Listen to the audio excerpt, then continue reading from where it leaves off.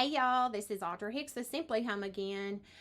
Today I wanted to cover the do not do list that I usually go over in my buyer's consultations with my buyers when they are ready to purchase a home. So stay tuned. I put the real in real estate.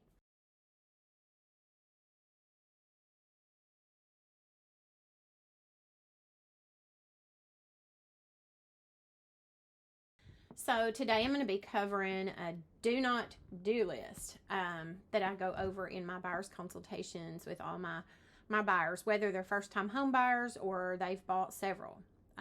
Once I sit down with you, have the buyer's consultation, I even make them sign off on it that I showed it to them and went over it with them, because in the past, whenever I've went over things, some of them say, well, you didn't tell me I shouldn't do that. I don't really get told that much, you know, but in the past I did. So I learned to just make them initial. And then, I joke about it. You're going to initial it because you might do this, and then you're going to say I didn't tell you to. So in the process, here's a list of things to know during the home buying process that you don't want to do. Number one is do not apply for a credit card. Once the lender has pulled your credit, told us, and maybe gave us the green light already to go shopping. We don't want to change any of the status of your credit unless it goes up. That would be fine with us. But don't apply for a new credit card. So if you go out shopping and you want to go to B.F. Myers and buy some furniture, which I love that place too much,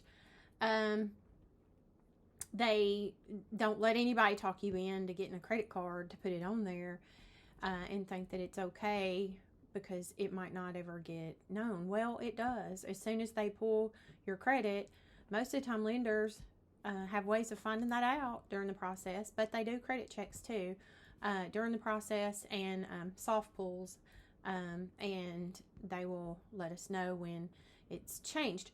Right now, with interest rates a little bit higher, you don't want to change that because you could end up, putting you over your debt to income ratio, which could then tell us we get a red light for going to buy a house or knock you out of buying a house. So you just don't want to do that.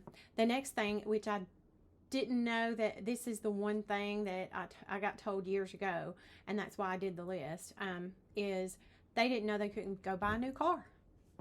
And I'm like, well, I told you not to change anything, but don't go buy a new car, people, when you are buying a house.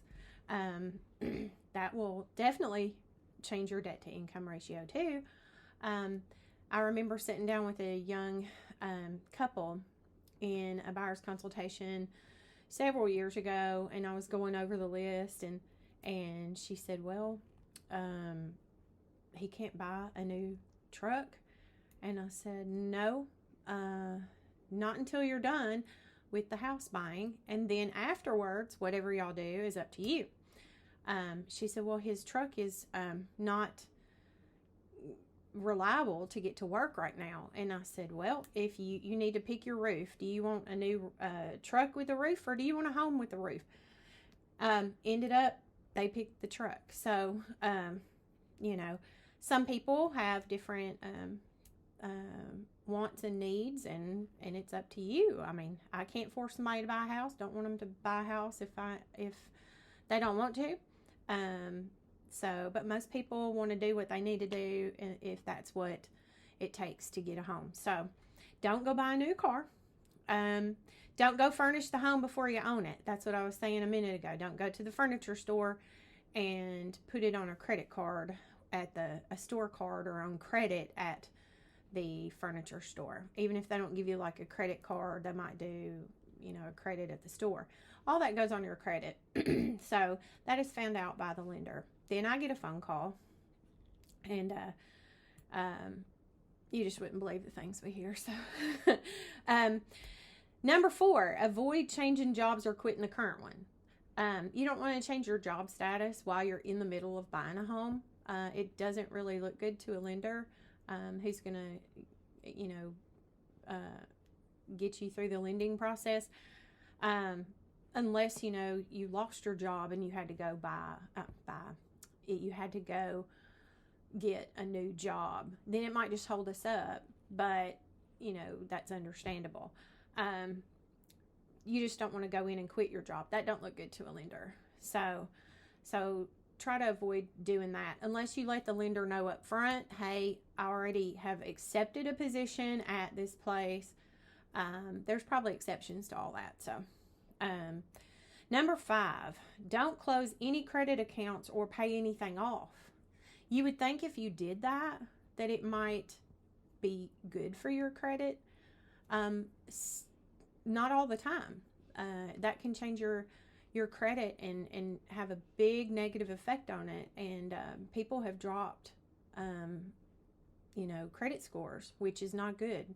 Because if you're at like a 620 for a certain loan or a 640 for a certain loan, and you go do that, that can actually have it be a detriment to your credit during the process. So we don't want any of that going on. Don't get behind on any payments. We don't want that to be reported that you've been behind on, you were late on payments or on your rent or anything like that. You don't want to get behind on anything during the process. So that gets reported, especially stuff that gets reported to your credit. Don't move money around without a paper trail. So say you have a bank account and you go put cash in it, or you go take cash out and you go move it over here, move it over there. Well, that's kind of like money laundering. So they kind of frown on that. So we don't want you to go do that without a paper trail, meaning, so say you have a truck that you wanted to go sell. So if you sold that truck and you put cash in the bank, but you have a bill of sale for that, there's your paper trail. Then they know where the cash came from. Because they're going to need your bank account statements and look at those. They'll ask you what things are down to, like, whatever they want to ask you for, underwriters do. So don't be moving money around or accepting checks from people and depositing them without knowing, having some kind of paper trail. Don't spend all your savings. So sometimes that's hard in today's time, not to spend all your savings, but don't go spending all your savings. You might need to have that as cash reserves whenever you are buying a home. So the lender may need those cash reserves and see those in your bank account or your savings account. And then always, I always try to tell my folks, when they visit open house, let the agent know that you do have an agent. For me, I would rather go out and show you the home and have a private showing. But there are people that still on a Sunday drive, they're out and they see it and they're like, oh, I got to go see it. I would rather go with you. That's what I'm doing. I like to show you what you might like, but I've had folks on Sundays do that, and they always let them know. And agents usually ask if you do have an agent.